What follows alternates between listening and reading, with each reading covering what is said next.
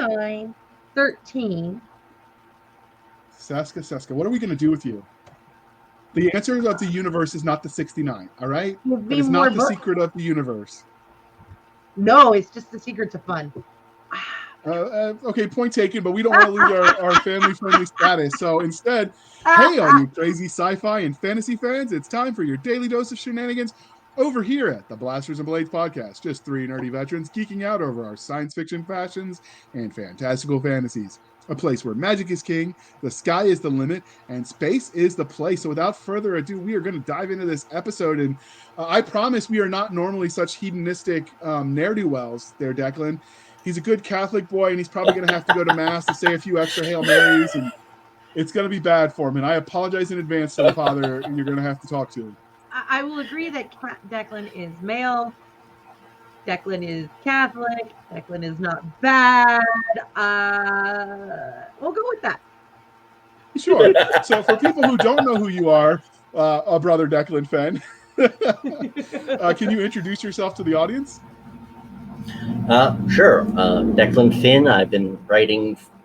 I have been a published author for about 10 years now. I've been writing for more than half my adult life, more than half of my existence, period. On book 30-something, I've lost count. Time for me to tally those up again. I write everything that's not nailed down. I've got a space opera coming out. I've got urban fantasy. I've got some horror. I've got some thrillers. I've got some murder mysteries. I don't write shoot 'em ups so much as I write blow 'em ups. You know, it's like break out the RPG. It's not a role playing game this time, although I have had some fun where it's, you know, throwing a guy from Spec Ops at a sci-fi convention who he's never been to before. They're talking about RPGs all over the place, and he's suddenly very twitchy, and nobody knows why. You know, that sort of thing. But so Cisca would say then that you are genre fluid. I am. I would. You have I like Project genre ADD. fluid. After a fashion, most of my writing has been whatever catches my fancy. I'm particularly proud of the book Set to Kill, where it's another, you know, murder mystery at a sci-fi convention. It's at Wyvern Con over in Atlanta, where it's dealing with tearful puppies and puppy punters. This, of course, has nothing to do with anything in real life. Honest. That is good to know. So the next part of the introduction, dear listener, is how we first found them. So I actually met Declan in person. I think it was RavenCon 2016. It was definitely one of the RavenCons. I went to 2015 as well. So it's one of those two. It was before I started writing. I definitely remember that, or at least before I was published. And I do remember what stood out was this very bright coat. I don't remember what color it is on account of being colorblind. Yellow. It's yellow. Oh, I thought it might yellow. be orange, but I wasn't sure. No, yes. It's like highlighter yellow. Okay. I don't know why it looked orange to me, but what else? Could have been the lighting. We'll blame the lighting. Definitely not the colorblindness. Sure. So Cisca, what bar did you meet him at? I mean, it was confession, right? Because he's a good Catholic boy. He may be a good Catholic boy, but I'm a great pagan girl, so a woman. So, you know, that probably wasn't confession. I think actually the first time, don't know if I met you at LibertyCon in 2018. Or if it's I put you on a panel and you walked up to me afterwards and you went, well, that was fun, but why was I on this? And I was like, well, because I put it up as a Facebook thing and you thought it was cool and you commented and there was all this stream of these comments of you talking with people about it. So I figured you'd make a good panelist for it. Oh, okay. No, actually, that was DragonCon with contemporary, looking at classic sci-fi through contemporary panel where we looked at classic literature as it was presented and dealing with kind of the fact that some of these things that were novelty items back in the day of like really like Heinlein putting women as female officers was really avant-garde at the time, but kind of how he did it now we look at it as sexist. Well, you know, it's great that we've evolved past this, but it doesn't discount what he did. It doesn't make what he did sexist. it still kind of counts as him pushing the envelope in his day. That you have to understand the context of some of these things when they're talking about how they push barriers, because just because we push past those barriers doesn't mean they shouldn't get the credit for helping laying the groundwork for that push. Absolutely. Oh, yes. Yeah, so that was the first panel I ever paneled you on, and you were like, so you read those comments? And I'm like, well, of course I read the comments. Well, I don't. I know I was on the panel because I moused off on Facebook. It's like you're going to you're going to get people who are sane for this conversation in this day and age. It's like you're on the panel. Oops. Okay.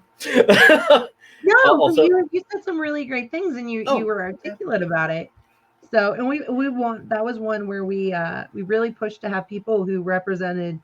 We had some people from both newer authors and older, more established authors, as well as we had people who were from varying sides of the political aisle. And the neat thing about the older authors was they knew some of the people whose works were brought up in discussion and stuff. Oh, yeah. So.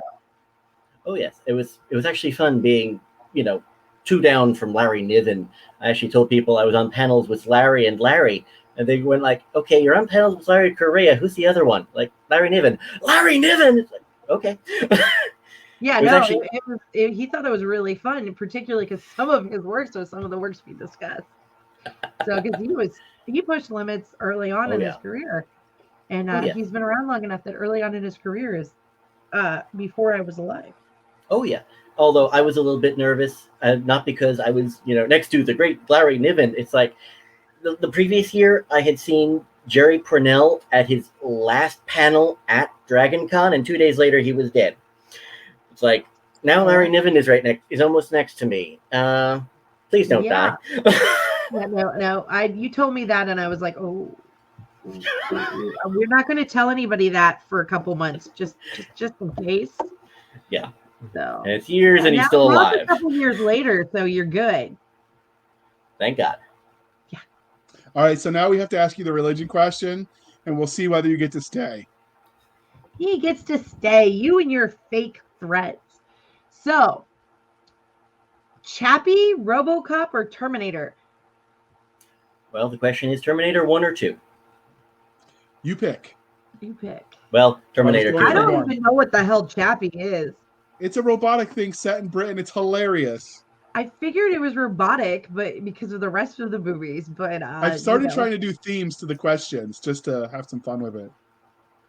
Yes, I believe the last one was what was it? Star Trek or Star Wars? And they said Babylon 5. Yes. So Terminator, you said? Okay, that's acceptable. Yeah. Thank you. All right, Doc. Now you get to ask him the next one. This one he might have some serious opinions on. Underworld, Blade, or Van Helsing? See, now he's actually thinking about it. It's like, well, which one do I hate less, really? I loved Blade. No, let's go with Blade because that was at least fun. Underworld took itself way too seriously, and it's like, wow, I saw this movie. It was called The Matrix, wasn't it? Granted, the Matrix version of urban fantasy. I will give you that one. Pretty much. Although I will agree with friends of mine who enjoy it because it's Kate Beckinsale in tight leather. Personally, that's not enough. That's very valid, though. I will not negate that. Yeah, for me, that's not enough to carry a movie, but whatever. It doesn't really do it for me like that, but Yeah, no, I'll go with Blade. I'll go with Blade, even though it's guys. Okay, blood from the fire suppression system. You're supposed to be eating it, aren't you? Yeah, that seems kind of wasteful to me, but it's like, okay, raves with chocolate from the ceiling for humans. It's like, no, that's just messy. It's like, guys, do you know how hard it is to get blood out of leather? Cool cinematography in a way, it really was. Yeah. So they had a lot of fun with it, with all of them, I think. And though I heard that the lead actor was a little difficult to work with at points. Well, it's Wesley Snipes. First, you have to acknowledge that he can't act. He didn't know. have to act for that one. They just typecasted it to him. Pretty much. Well, I mean, he did act very well in the Demolition Man, where he was the bad guy. He did well on that. Okay, I was told by somebody that's because he's an asshole and he got to play an asshole. Okay, fair enough. I don't know him personally. I don't remember is know. when he took on the IRS and lost. That's all I remember about him. Most people lose when they take on the IRS, unfortunately. Even Capone lost. Well, his tactics were a little rough. Yeah. So, which was your first love? Nope. Sci-fi. Hold up. There's a new question in there just for him. Read it. Oh. So you write vampire stories. What's your thoughts about Buffy, the vampire slayer? It does not hold up as well as I thought it would. I recently purchased it as a gift for somebody this past Christmas, and they wanted to sit around and watch it. It's like, okay, fine. And by the time we got to, I think we even gave up somewhere before it went to hell. But that was the point where everyone went, you know what? This was cute for its day, but now it's got to go. Are you talking about the series or the movie? The TV series. The original movie was entertaining because it was stupid. It knew it was stupid. It wasn't taking itself seriously at all. I think Donald Sutherland was on something. Although it's called Buffy the Vampire Slayer, but you've written it for Luke Perry to be the star, and he's barely in this film. What? But that's another quibble. The death scene at the end, though, is one of the best death scenes in any movie in history ever. You mean Pee Wee Herman taking 5 minutes to die? Yeah. And then the end part where the principal's going around in a room littered full of corpses giving everyone detention. That's classic. Unfortunately, that's almost stupid enough for me to believe. Yeah. Probably, given what we've seen recently, but we're not here to talk politics, so. Oh no, I'm just talking about. Oh no, I'm talking about real life in general. I mean, okay, have you ever heard of a TV show called Barney Miller? It was a cop show centered around comedy in the 70s. Yeah, I've heard of it. In the 80s, TV Guide, if that's even still a thing, went around and polled police officers for what was the most realistic TV show. And it's, Kojak or Hill Street Blues or et cetera, et cetera. They all said Barney Miller. So, starting to make me think that Scrubs is a documentary. That is concerning. But, all right, Doc. Now it's the regularly scheduled question. So, which was your first love, sci-fi or fantasy? I think it was science fiction with Star Trek, but that's mainly because I have memories of, syndicated broadcasts on my local Channel 11 at 6 o'clock every night, whether anything else was on or not, because it was something to watch before Jeopardy. So I'm going to say sci-fi. Okay.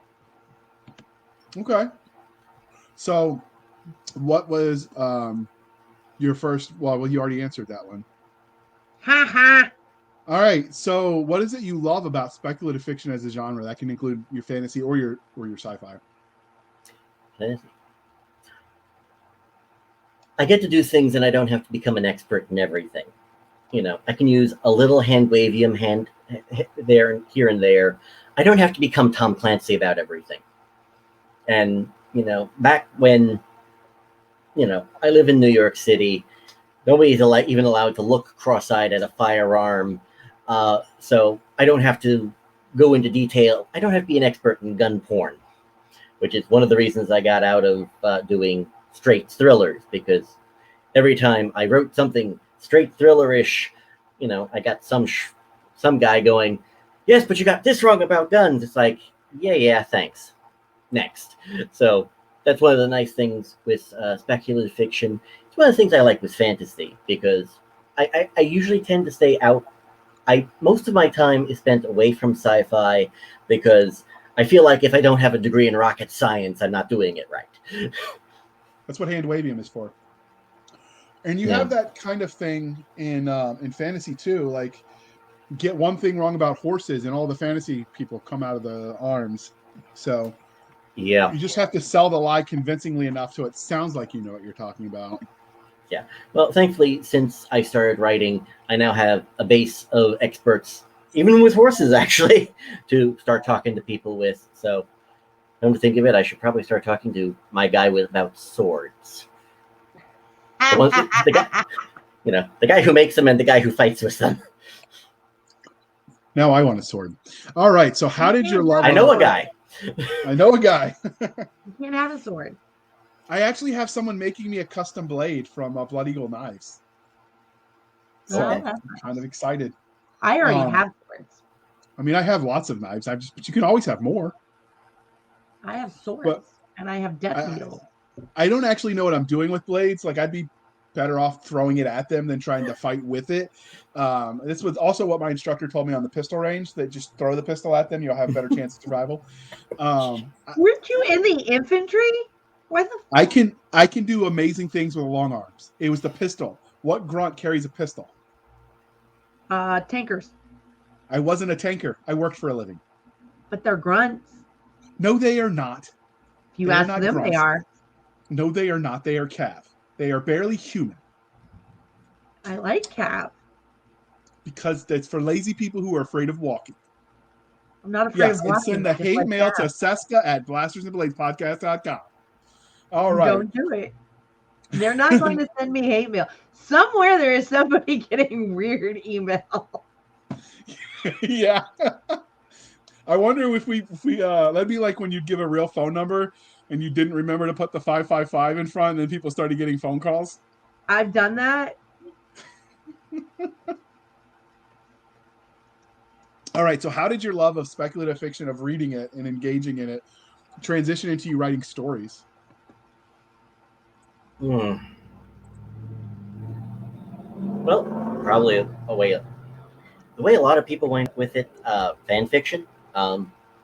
I actually started doing a fan fiction based around a TV show at the time. It's my next space opera, so I'm not going to say which one I stole from originally. But by the time I was like, a few hundred pages into it, it's, wow, this looks absolutely nothing like the original show. So if I rewrite the beginning, I can actually sell this. Cool. So, and by the time I was done, because, I just started writing it to get it out of my head because I had a few ideas, and, I just kept writing, and one of these days it'll just go away. And 4,000 pages later, I had rewired my brain so that, I needed a notepad next to my bed so I could write stuff down, so my brain would shut up enough to let me go to sleep. So, welcome to writer brain. You can't shut it off, you can't put it on mute, and you can't smother it with a pillow.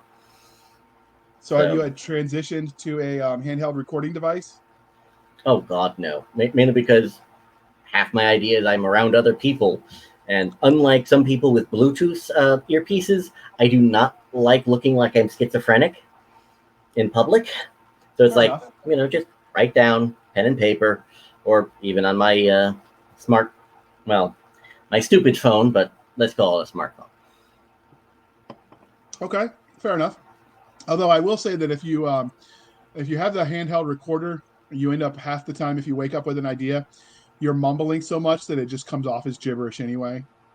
So I'm sure in there somewhere was brilliance, but it did not translate well. Yeah. At least it's been my experience. Oh, that's one of the reasons why I stopped, writing until I fell asleep, because when I go back to it the next morning, it's like, I don't know what I was trying to say with this last half page. There are words and they're correctly spelled, but they're not in any order that means anything. So it's like, I don't know what you're talking about. All right. So many authors let their own real life experience influence the kind of stories they tell. So were there any specific formidable moments that shaped you as a storyteller? Don't say that one time at band camp. I don't even get that reference. My apologies. You've never seen American Pie? No, I have not. But are you sure you're even American? Yes, I am. Yeah. Well, have things affected me as a storyteller? Yes and no. I've had parts of me and my life come in. I had one character warped in certain ways by 9/11. another who found himself damn near kicked out of a high school for being a terrorist, things like that happened to me in real life, that sort of thing. And, I've got a history degree that is only good for writing or for would you like fries with that. I was going to become a professor. Hold up. As someone who also has a history degree, you could teach history with a history degree. Not if you're not a soccer coach. Well, yes. Every single soccer coach I've ever known in high school taught history or poli-sci or both. Actually, mine was the wrestling coach. Yeah. Well, in my case, I was going for my PhD, and then I ran into, wow, my original college was largely apolitical, and then I went to a Jesuit high school in the Bronx, that shall remain nameless, Fordham, and discovered, wow, you guys are a bunch of super psycho political hacks. You're not professors. I'd like to learn history, please. So that was a little bit of a bust. But, but I've taken my history degree. I've used it to write close to a dozen novels now, between my thriller series, which was, basically me being pissed off at Dan Brown, because, I'm a historian who was reading Dan Brown. It's like, I'm going to hurt you now. And then I do, now I use my history degree for the secret history of vampires. Well, Fair enough. So, right. Transitioning a little bit off of your storyteller theme, but we have the fan questions. Have you had any cool fan art or someone cosplay one of your vampires before? Yes, I've had fan art. One who went from doing fan art to designing my covers. Oh, cool. Yes, if you look at the last batch of the vampire series, Love at First Bite, the self-published covers were done by a fan who really enjoyed the series. And I have fan art by, well, I married her. So that happened. Is that how you cheated? Is that how you cheated so you could get a discount on the art costs? Keeping the budget low? I don't know. Vanessa's kind of a shark, man. She can drive a hard bargain. Wait, you still have to pay her? Jeez, yeah, that's crazy. Yes, but it's a family-friendly show, so we're not discussing payment methods. Touche. All right, you win this round, madam. Yes. Well, to go into basic, Catholic catechism, I think we are the only Christian sect where being married is a contract to have children, and it is explicitly stated within doctrine. But I don't know. Somebody could have updated their doctrine since then. I don't know. Good to know. I have no idea about that. My ex-father-in-law was a Catholic, and he had a lot of kids. So, but can you give us your funniest or weirdest fan interaction since you've started writing? Yeah. One fan so fell in love with the main character, the main male character of Honor at Stake, that she grew a little attached. And I don't mean stalker attached, but there were days.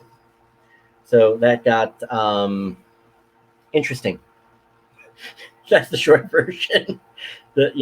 As you said earlier, the longer version would probably knock off your family-friendly show rating. We try to do that because that way, we can monetize it. We can keep the lights on. But can you give us just the highlight reel of the Declan Finn author catalog? Oh, let's see. All right, 30 books, 30 seconds. No, well, there's obviously the Love at First Bite Quartet.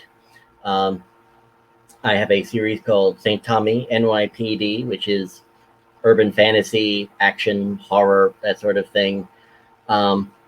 I've got 2 books that are set at that are murder mysteries at a sci-fi convention.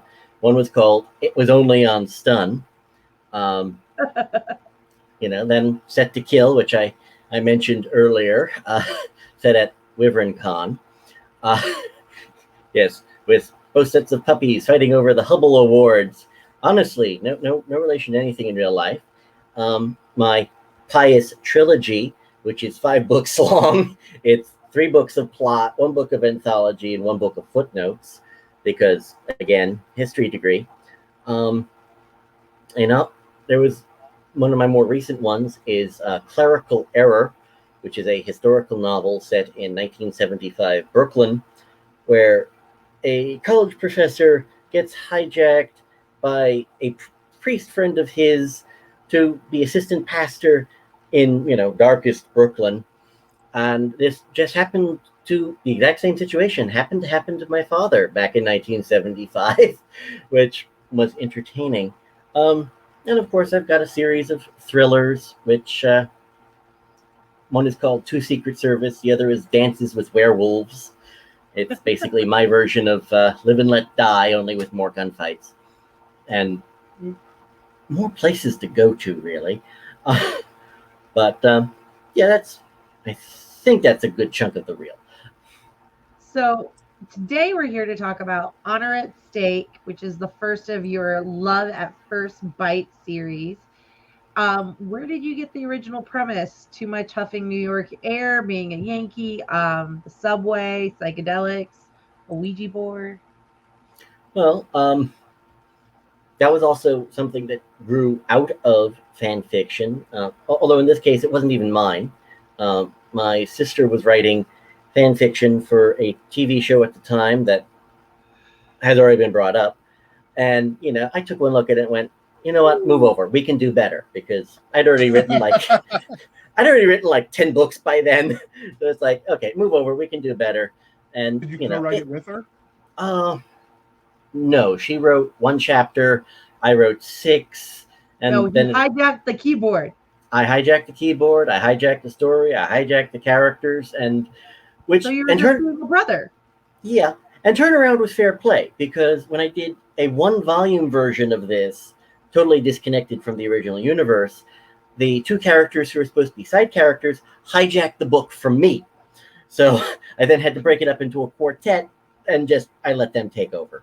And that's when it went even weirder, because it's like, okay, I'm really glad this didn't stay as fan fiction, because that was a character sort of based on somebody in the TV show and is now dead here, there, and everywhere. It's like, this had a higher body count than I thought it was going to.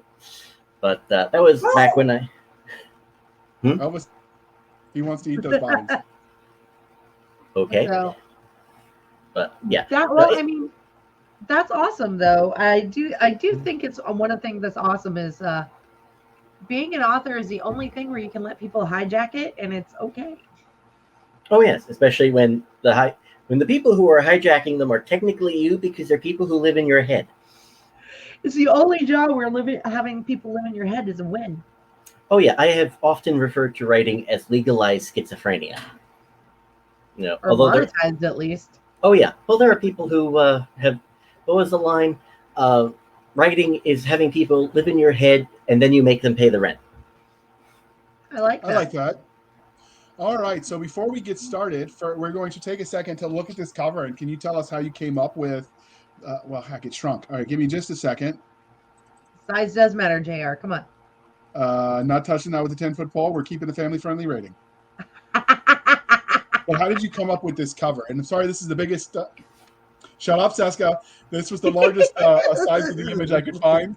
And we were planning this on the fly. We gave him like 2 days notice, so he didn't even have time to give us his copy of the cover to get it bigger.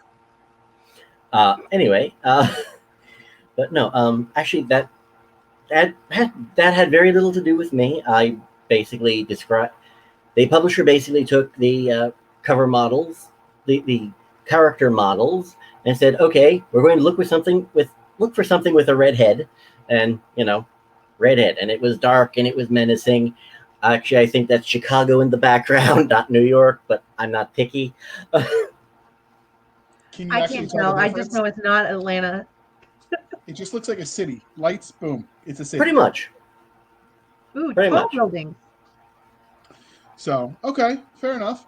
So let's move on to the book itself. So what would your 30-second elevator pitch for this novel be?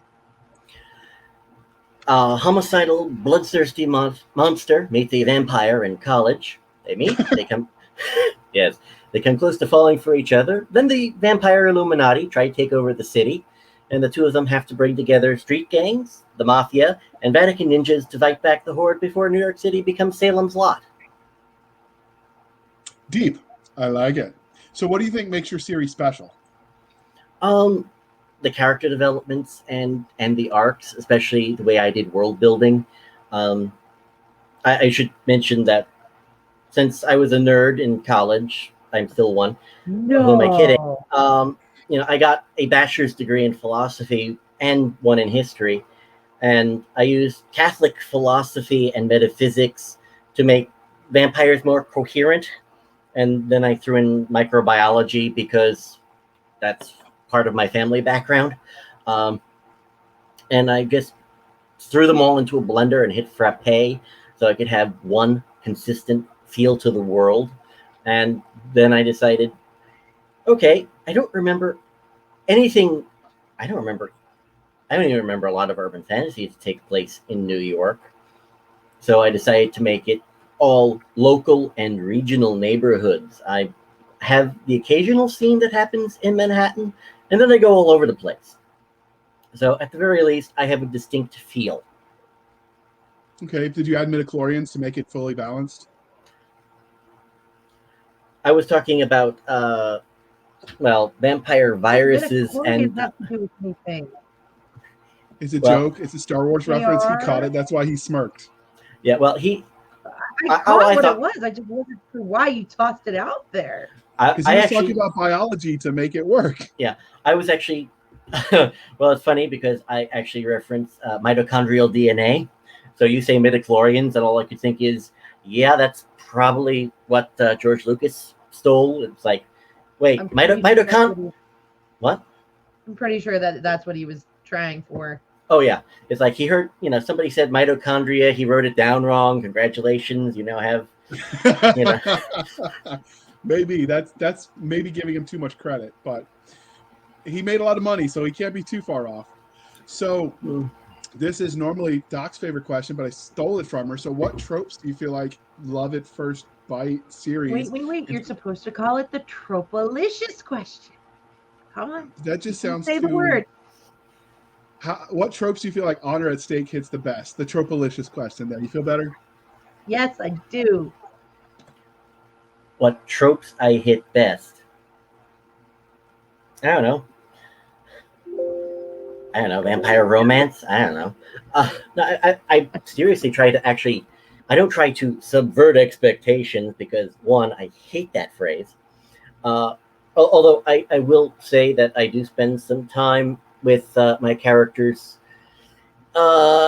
dissecting some certain vampire fiction. I do make fun a little bit of Anne Rice. And this book, Honor at Stake, has gone through a publisher, self-publishing, and my current publisher, Silver Empire. My first publisher had a choice of 4 taglines to choose from. It's like, and I put one in I put my favorite one in the middle, and that's the one they picked because it was "Welcome to New York City, where vampires do not sparkle, they burn." So I have more fun making fun of tropes than anything else. That is fair. So the anti-trope. Pretty much. Look, I've got a vampire whose daily dose of blood comes from the chalice at Mass. Oh. Do you get hate mail from like the Illuminati and the Catholic Church? Not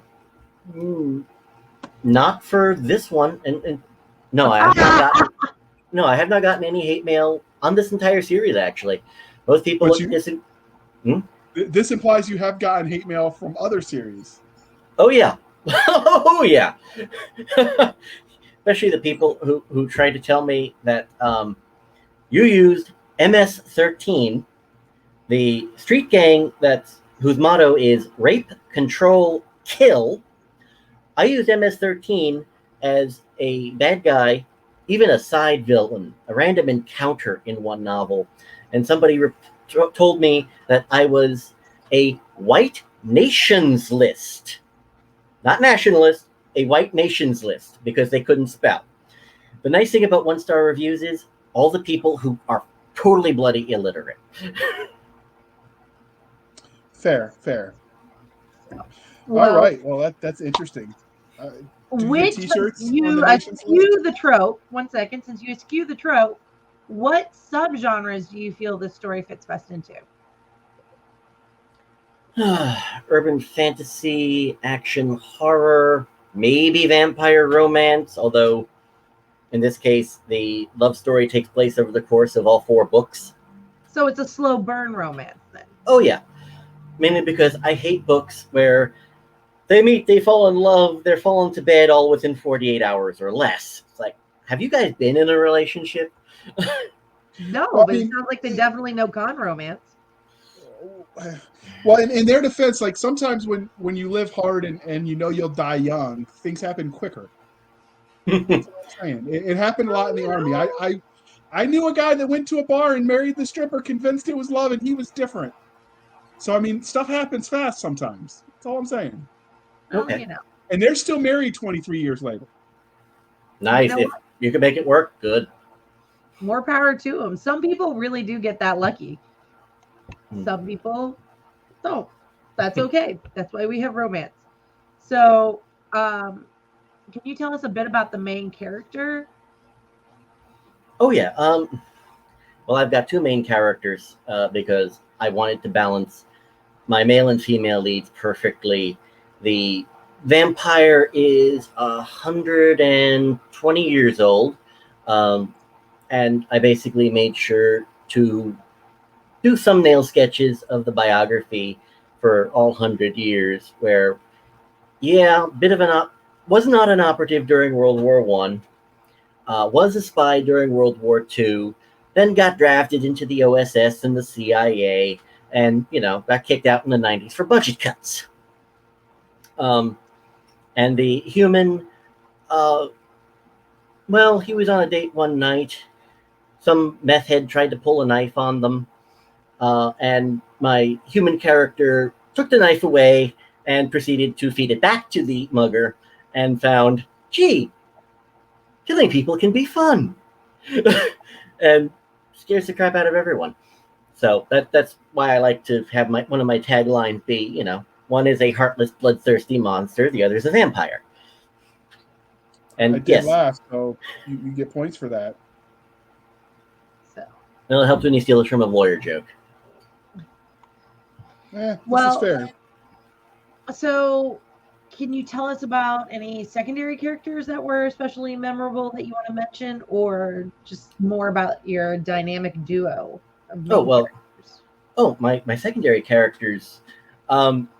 It's actually kind of funny because this is the last series that I pantsed my way through. Silver Empire asked that for my other books, I outline and I cut down how many characters I had because all my characters have this tendency to take over the book. But, What? How did that happen? because Heresy, I say. the problem is you get reviewers going, there are too many characters. I got lost. It's like, all right, fine. You guys can keep track of the entire cast of Lord of the Rings, but you can't keep track of these 5 people. Fine. To be honest, there Whatever. aren't that many characters in Lord of the Rings. I'm sorry, say that again? I said there aren't that many characters in Lord of the Rings.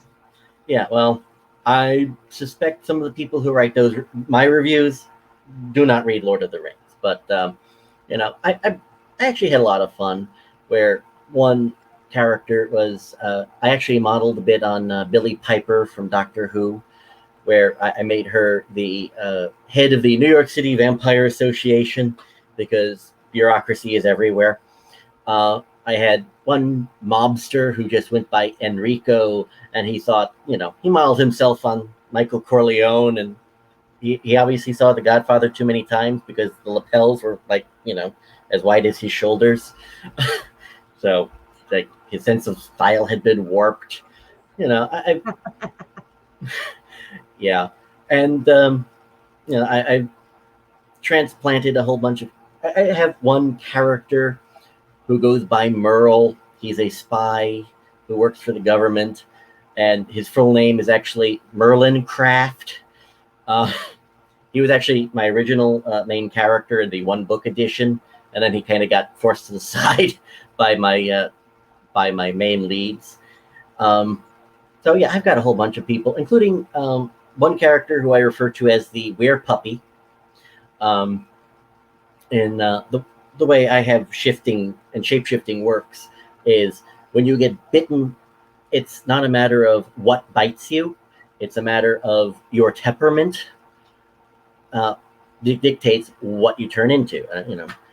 Jim Butcher once joked about you have to go to the young adult section to get actual stories about monsters. Otherwise, you wind up with, Freud and Jung coming in, and werewolves are just the manifestation of your dark side. So it's like I took that and I ran with it. So one guy got bitten by his ex-girlfriend, and every full moon he turns into an Irish wolfhound. Is that because? Well, no, you said it was because that was his temperament, not who bit him. Yeah, that was his temperament, and it was just a matter of he's nice and he's laid back, and if you piss him off, he'll kill you. That's fair. Fair enough. So Cisca would turn into a kitty cat. What I'm sorry, the it's hell too has easy. you been smoking? Well, what branch of feline are you thinking of exactly? Whatever's gonna set her off because she does it to me. So it's I gotta get mine back. No, I do it to you because you earn it. You like it. All right. Well, Anyways. you're fired. You're voted off the island. Let's move on. Ask him Tell about you the what, bad you guys. prove that you know anything about cats and we'll talk about it. Cool. Anyways, so maybe a tree cat. I could turn into a tree cat. All right. Ask him about the bad guys. JR didn't understand the reference. I did. It's an Honor Harrington thing. So, without giving away any spoilers, can you tell us about your bad guy in this book? Well, I treat the entire series, since again it was one book originally. They were basically a series of mini bosses, and the first one was your basic garden variety vampire who was building multiple nests of vampires within New York City, and then training them to take out, slowly expand and take over the city, then spread out and do likewise. It's basically treating it like a plague and trying to expand, or a pyramid scheme.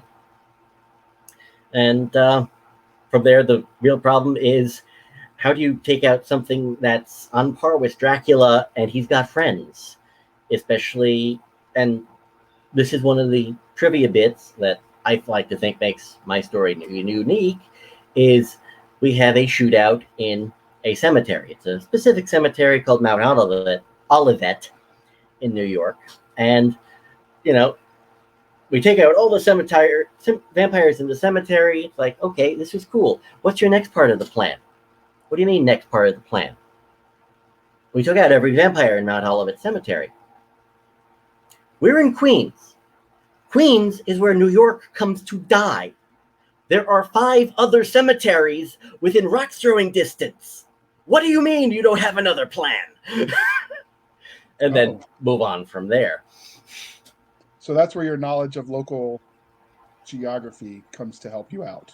Well, not geography, but culture, because I can point it out on a map, but I've been to New York once, and yeah.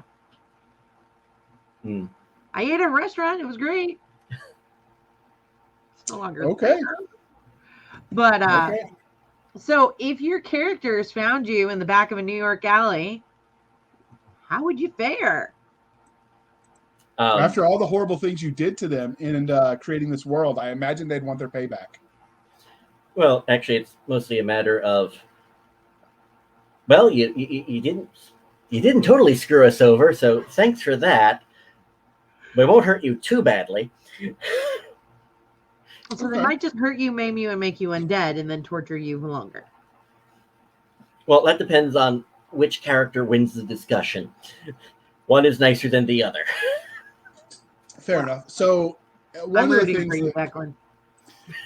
urban fantasy, I feel like it needs to address for or account for in modern literature is the fact that technology is so ubiquitous that it would make constantly rebranding yourself and blending in and hiding in the shadows difficult. So in your world, are the vampires hidden or are they out in public? They are hidden, but it's on par with well, let's call it on par with Larry Correa's Monster Hunters, because yes, there are certain sections of the planet that know the supernatural exists. How many bodies can drop in New York City before some homicide detective goes, gee, these look like vampire bites. We either have a serial killer or vampires, and since all these attacks happened at the same time at different points of the city, I'm guessing vampires. Or gee, how many veterans would walk into a monster den by accident and then have to shoot their way out? That sort of thing. Heck, I even wound up having vampires in I had vampires in Afghanistan. That's going to look odd retroactively, but Yeah. So do Yeah. you account for technology then and how they're able to hide, like with identities? Oh yes. A lot of it is going to end up being multiple identities over time. They are very, very familiar with fraudulent paperwork, especially the ones who have done their time within CIA, OSS, that sort of thing, where it's like, yes, we know how to do fake documents and do them repeatedly in different ways. Especially when you have these wonderful things called hair dyes. And, there are enough different ways to shape your face with modern technology. The one thing that comes to mind is a CIA disguise kit called the Dagger system that Antonio Mendez talked about in his book Spy Dust or Master of Disguise. I forget which one. Antonio Mendez was the guy they based the movie Argo on. Okay. So there are a whole bunch of ways to do that in modern times. Well, then how do you account for DNA and fingerprinting? Well, the usual answer is try not to leave any behind. Well, vampires aren't going to bleed a whole hell of a lot. Actually, the real problem, especially in terms of DNA and microbiology, is the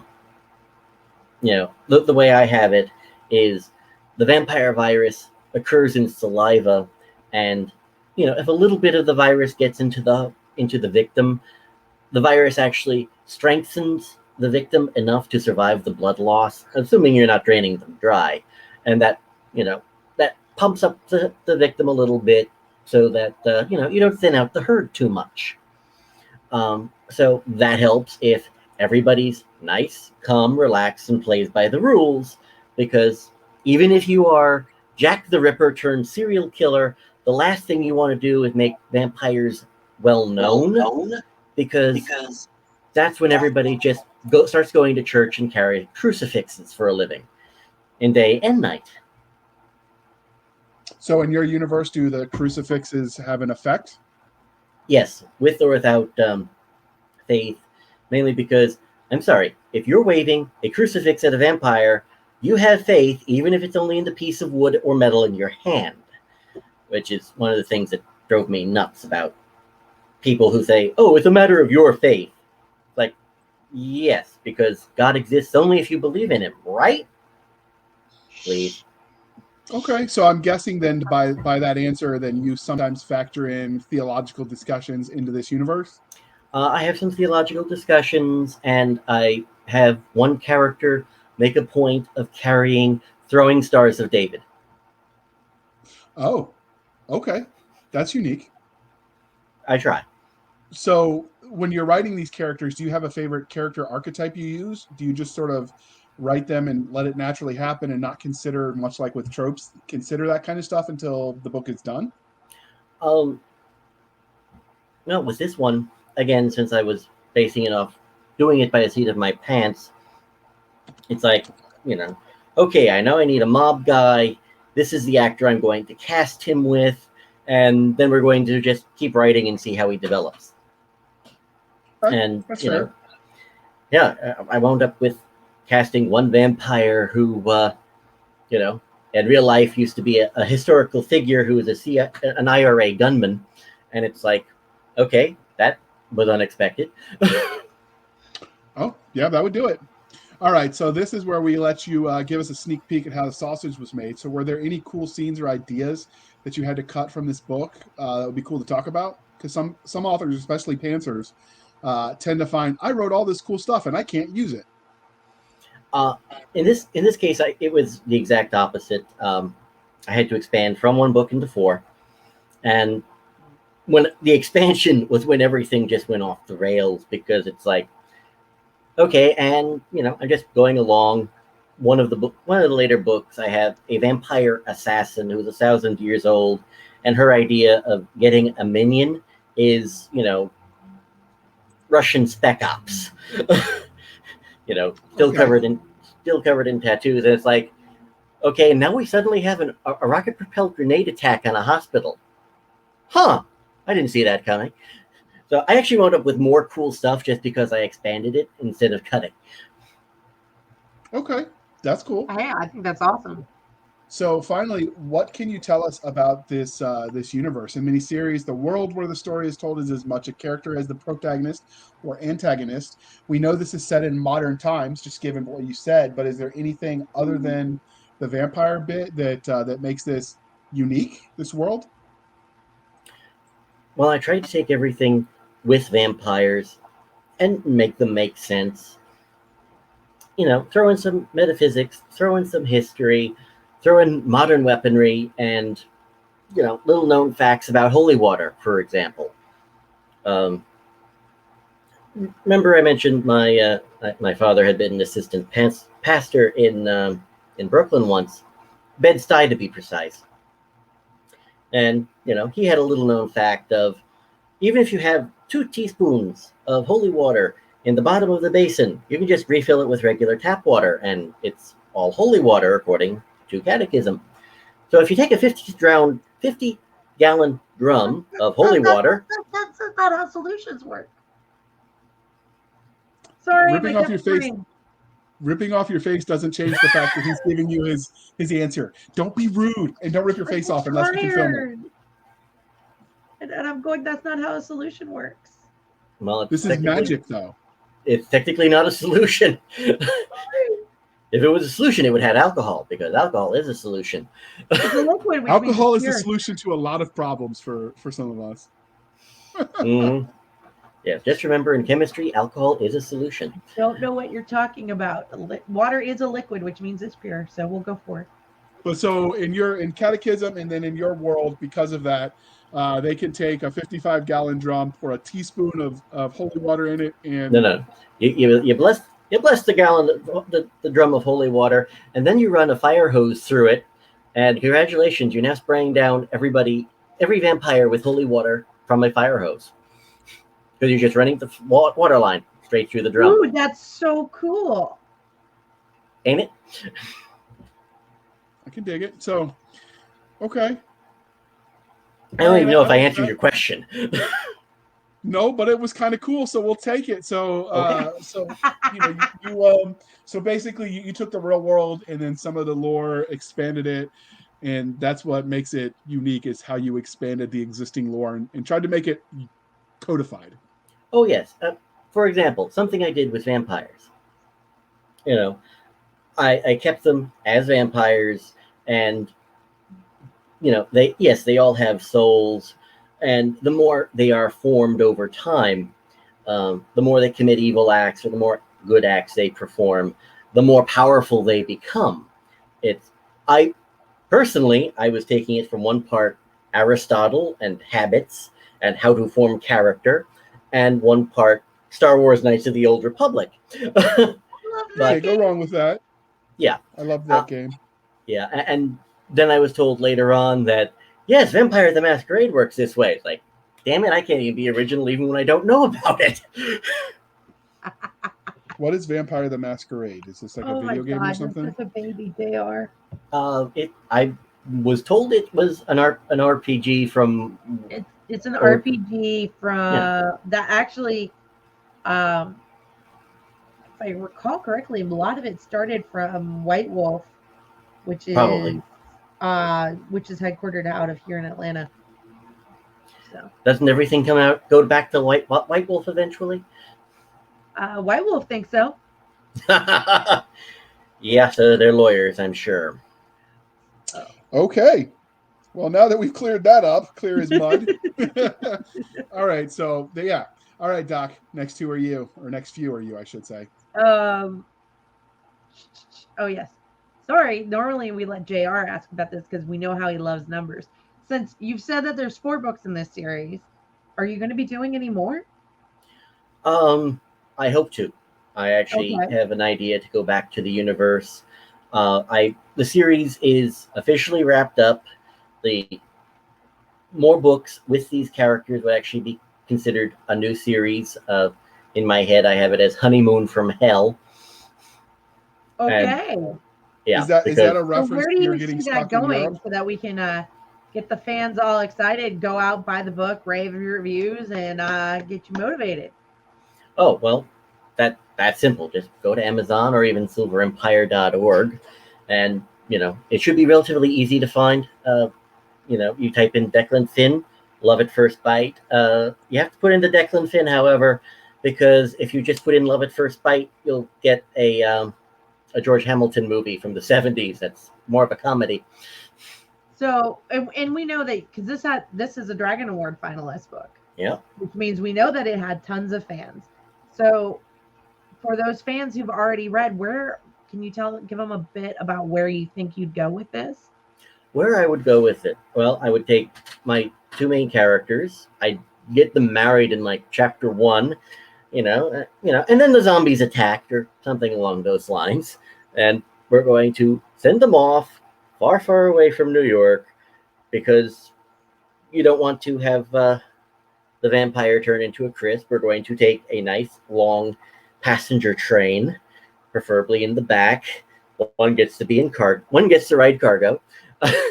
And that way I could have them set up in different places where I've got the bad guy in Chicago would have to be a necromancer alderman, because how else can you fit in jokes about the dead voting?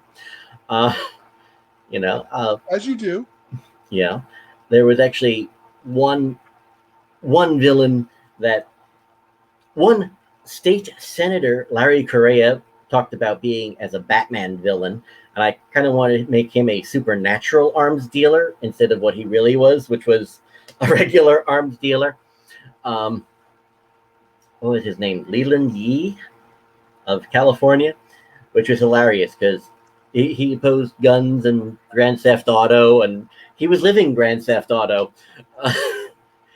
And then it would end at, since I already have it developed for somewhere else, I'd have the final shootout at Wyvern Con in Atlanta, and I get to have the primary bad guy be a mad scientist out of the CDC. And for the record, I came up with this idea about 2-3 years ago. So this has nothing to do with current events. Honest. I have enough problems writing horror and then having it turned into headline news. Yeah, I could see where that would be a problem. So every literary universe has its own internal consistent rules of science, technology, or magic. So what can we expect to see in the way of your world? Is it heady in magic? How does that look? The tech, it sounds like it's probably about on par with what we have. Oh, yes. The tech is on par with what we have. I don't have a lot of magic flying around right now, although that will be a large part of the sequel series, because I want to bring in the Fae. And I don't mean, Tolkien elves. I mean, elves.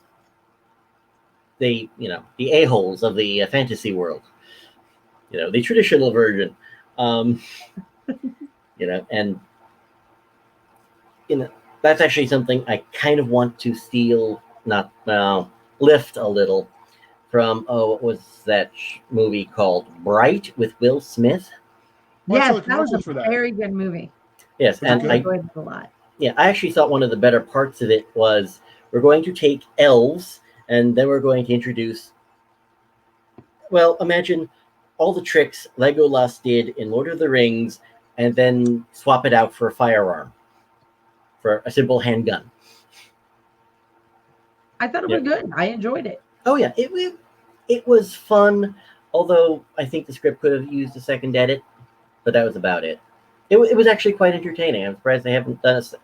Well, let me back up. I was going to say I'm surprised they haven't done a second one, but it's like, how much money do you need to get Will Smith right now? A lot. Yeah, exactly. So I know he said he'd be interested in doing a second one, which is great. So, because if an actor's interested in doing it, it's probably easier to get them to do it. With all the COVID lockdowns, I imagine they're interested in just about anything at this point. Yeah, I know. I still haven't got over Will Smith not doing the second Independence Day for stupid reasons. Because he read the script? No, because he tried to force him to put his son in, and his son can't act. Oh, and they said no. And then they killed him off in the canon using clips from the first movie, so he didn't even get paid for it because they already owned it. That might have worked. That might have worked out well for all concerned because, again, his son can't act. But yeah, well, hopefully he can take some classes and get better because, I mean, he has family who can act. Who knows? But let's talk about, is there any of the magic or tech in the universe that you'd steal and use in daily life if you could? Well, if I could just, use mind control powers, all I do is go, walk up to the same room with any politician and go, you can no longer tell a lie, and walk away. Oh, that would be glorious. Carrie did that in a movie, The Liar Liar. That was hilarious. Wow, 20-ish years ago. No, I am not that old. You shut your mouth. I don't know. But, I honestly don't remember how long ago that was. But you're just the oldest one here. I'm 39. See? As you're am the I. oldest one here. Oh, okay. But no, frankly, just having simple telepathy, and it's like, I know, disengaging your ability to lie. Goodbye. And just watch the fireworks. The news would be hilarious if you just... It really would be. So what fantastic creatures have you designed for your universe other than vampires? Well, in a anthology series called Storming Area 51, I'm not sure if you ever heard of it. I don't know about that.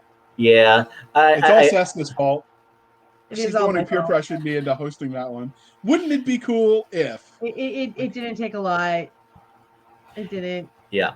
Well, I actually did a short story where I did the most fantasy monster creation because I created a sub-level to Area 51 that was below pretty much everything.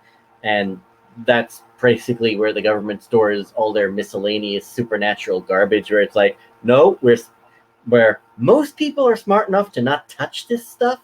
Like, throw it in the vault, throw it under the vault, and throw away the key. And, I had, a dragon the size of about a cow. The research facility was overseen by a guy who was cursed, only he was, a panda in a lab coat. And I love that. Other than that story, when you go about, generally speaking, designing your fantastical creatures, do you let nature inspire you? Do you use your nightmares and your dreams? Are you pulling from, I don't know, accepted lore, D&D monster manual? Like, how do you go about creating these fantastical creatures? The answer is yes, all of the above. Mostly what I've been doing has been either stuff from nature because, let's face it, all right.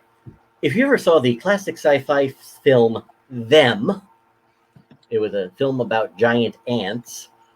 It's like, yeah, giant, ants are scary. In fact, when they did the CGI for Ant-Man, they had to redesign ants to make them look cute and cuddly. Otherwise, everyone would be screaming in the theater. Ants are gross. So yeah, I take that on one end. And from the other end, I've been doing research into Eastern European folklore. Because, unless you're playing or reading the series of The Witcher, you probably don't know most people don't usually know Eastern European monsters.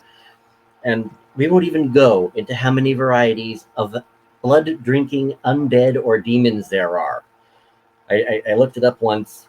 I looked it up a few times while I was doing the vampire series, and it's like, oh my God, we should be worried that there are, almost every culture on Earth has some kind of blood-drinking monster in it that looks like a human being. This is unsettling, at the very least. Do you have a theory on why that's such a ubiquitous thing in cultures? No, I don't have a theory. I don't want to have a theory. You know what? Okay. Everybody's had an ex-spouse? I do. Actually, I do have a theory because, people who bite, people who don't like bright shinies from reflections, people who don't like water, sounds like rabies. Yeah, I've heard that before. Yeah. So, and I've heard worse theories. I think it was Brad Thord that did one where it was like rabies combined with something spider venom, and it was designed by Hannibal to do bio warfare against the Romans. And I mean, they were doing bio warfare back then, as far as making things to put in those pots they were throwing at the enemy. It did happen. They've actually found some of it, which was the inspiration for that book at Brad Thor. I just can't remember what it's called. Where at one point the part of the Alp that had been frozen since Hannibal's time thawed enough that they found one of his elephants and some of the baggage train, and so they found some of the stuff in there, and it was unique combinations of nastiness. Yes, I do vaguely remember that one, although I kind of recently threw out the entire Brad Thor series after I read his most recent one or the one before that, because he got weirdly obsessed with Russia after a while, and it's like, you know what? I'm starting to realize your character, Scar Harvath, has no personal, emotional development or even character depth anymore. Goodbye. I think that's the danger when you get a series that's too long running. Yeah, it gets played out. I mean, look at when Sherlock got that long running. There was a large gap before anybody came back and was interested again because it started to be derivative. So I think less a dig at Brad Thor, who's making way more money than all of us. Oh yeah, and more there's something to be said for rejuvenating ideas and broadening your horizons, I think. Yeah, even if it's just a matter of go out and do something else for a change, then come back. Yeah, he was going to keep the well flowing, so to speak. So, well, all right. So we've been at it for an hour. The interview is clearly running down. We've asked all of our questions, but before we wrap this up, was there anything about Honor at Stake or the Love at First Bite series that we didn't ask that you wanted to tell us before we wrap this up? No, you've been very thorough. So I know this is available in print and ebook. Is there any plans to bring this out in audiobook? There are plans to bring it out in audiobook, although everything has been put on hold in part because of, the beer bug, the virus of unknown origin that you can't talk about anywhere. So that's put a hold on a lot of things, even one of the audio readers I wanted, although I've found another audio reader, and I just have to convince my publisher to hire Moira Grayland because she does good voice. She gives good voice work. And yeah, there are plans, and right now we've got paperback, ebook, hardcover, audiobook is the next step, and it's all going to depend on what happens first. My next urban fantasy novel or the audiobook for Honor at Stake. I honestly don't know which one comes next. Okay, so as we wrap this up, can you tell listeners how they can find you? And as usual, dear listener, these will all be in the show notes. If you just open them and look, you will see all the hard work we did. Yes, I can be contacted for any number of reasons at Declan Finn Inc. at AOL.com. You can find me at declanfinn.substack. Declanfinn.com is one of my blogs. Declan Finn Books on Twitter. Where else am I? Oh, I'm on MeWe. I'm on Gab. There aren't too many Declan Finns in captivity, so it shouldn't be too hard to find. I'm also on Parler on the occasions that I use it. It seems to have turned into a lot of spam in my threads anyway. I think that's every interesting social media known to man. I don't do Instagram because with my face, I don't do a lot of selfies. Yeah, I think that's about it. Okay, and you can find us at all the usual places, but I'm going to tell you twice anyway, in case you didn't hear me the first time. We have our website at anchor.fm/blasters-tag-and-tag-blades, anchor.fm/blasters-tag-and-tag-blades. We have Twitter at SF_fantasy_show, Sierra Foxtrot _fantasy _show, Blasters and Blades podcast at gmail.com. If you prefer to send us long letters about your walks in the park, again, that's Blasters and Blades podcast at gmail.com. If it gets too weird, I will forward it to Cisca and make her sit through it. So, challenge accepted, I guess. Hey, if it's interesting, we'll read it on an episode. This is also true. We have our Facebook group where all the shenanigans happen at Blasters and Facebook.com/groups/Blasters and Blades podcast. Again, Facebook.com/groups/Blasters and Blades podcast. You can support the show over at buymeacoffee.com/author J.R. Handley. Again, buymeacoffee.com/author J.R. Handley. And you can also support us over on anchor.fm/blasters-tag-and-tag-blades. You can do a one-time donation or a monthly recurring fee. I promise we will keep Doc Cisca and Nick Garber duly intoxicated. They will drink until their liver surrenders. Never surrender. All right, as she guzzles that down, I'm not going to talk to her doctor about her problems. Doc, bring it home. Thank you for spending some of your precious time with us. For Nick Garber, Jay and JR, I'm Cisca. This was the Blasters and Blades podcast. We'll be back next time where we'll discuss and indulge our love of nerd culture, cheesy jokes, things that go boom, picking on JR, and of course, magic and sci-fi. All right, before we wrap this up, we have one question for the road. This is going to be an important question. It is for you, Declan. How do you feel about pineapples on pizza? Declan, say yes. Say yes my God, we've had a heathen here the whole time? No. Yes! The term abomination comes to mind. Oh, but, you're Catholic. Shush. Oh, trust me, my mother's family comes from Sicily. Trust me, don't bring up pineapples on pizza. She might have hidden razor blades on her. Oh, I'm not going to mess with an angry Italian woman, especially not no. Sicilian. I know better. We'll end it.